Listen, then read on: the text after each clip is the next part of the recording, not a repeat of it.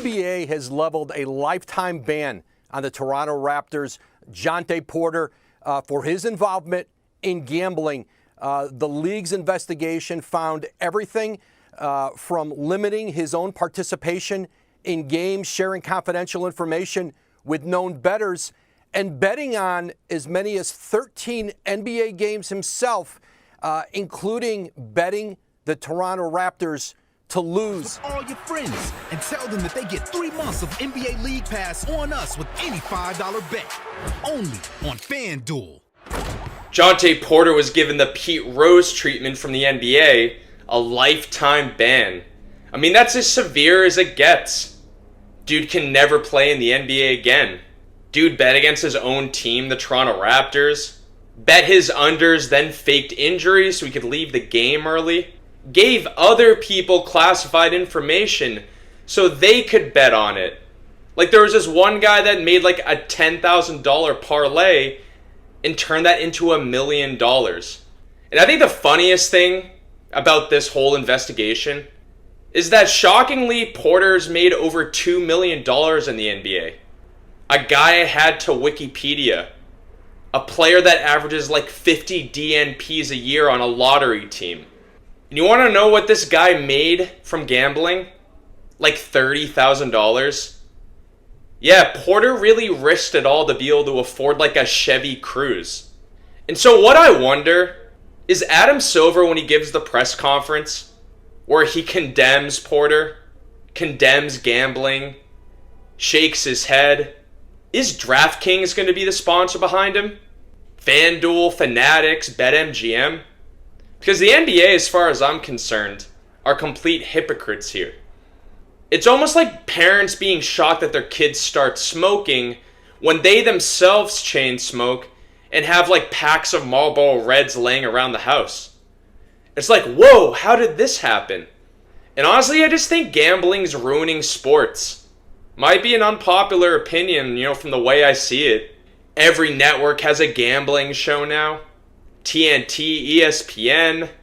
Like, I'll be watching a Celtics game on the local channel, and in the middle of the game, like, a Fanatics live odds will pop up. And then the commentators will, like, analyze that. So the Celtics were 3-point favorites, but because they played really well tonight, they're now 12-point favorites. You think they can still cover? Like, whatever happened to just winning the game?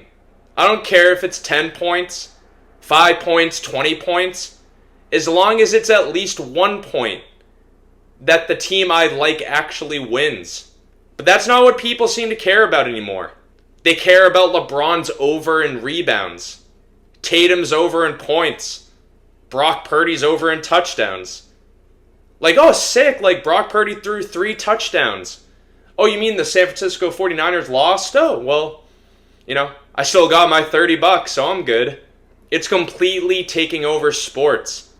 Because despite all the flashiness and fun and cool commercials with Garnett and Brady, despite all of that, gambling is a severe addiction, like drinking and drugs and things like that. Gambling is right there. But the NBA, these leagues, they're glorifying it. And so, yeah, the debate about, should gambling be legal, that's for another day.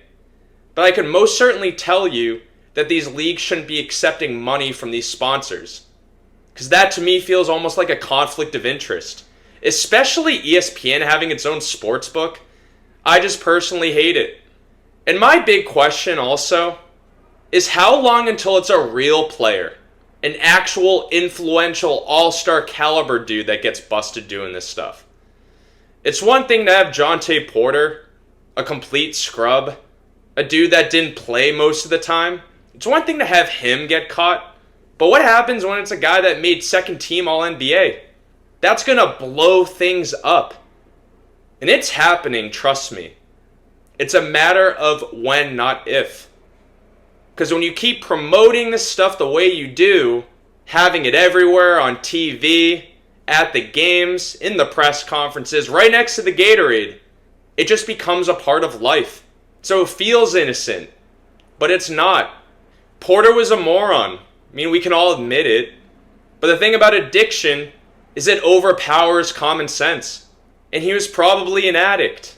And so to me, this scandal is about a lot more than just this one individual. It's a problem that's probably going to become, sports wide. The integrity of the NBA, the NFL, the MLB, the NHL. That is what, scares me. Will there be another Tim Donaghy scandal? And so I'm just sick of it. I'm sick of talking about gambling. I don't care about dudes' parlays. Like, if you're mad about Tatum's, over on points not hitting, stop betting it. I don't care. That's not an interesting topic to me. I care about the teams being good and winning. I don't care about the lines. What's a team's record against the spread? I could care less.